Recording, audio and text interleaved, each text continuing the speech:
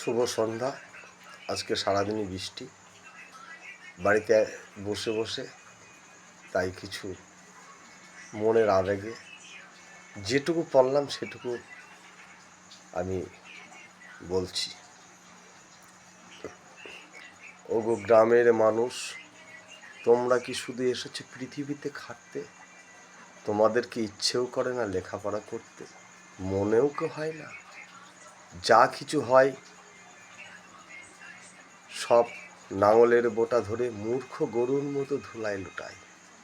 কিন্তু ভগবানের আশীর্বাদে একটাই মহান দান, তোমরাই তো বাঁচিয়ে রেখেছ এই পৃথিবীটাকে। সারা বছর খেটে খেটে বছরের শেষে তোলা ফসল কিছু অর্থের লোভে দাও বেচে। ও গ্রামের মানুষ, তোমরা কি শুধু এসেছো পৃথিবীতে খাটতে?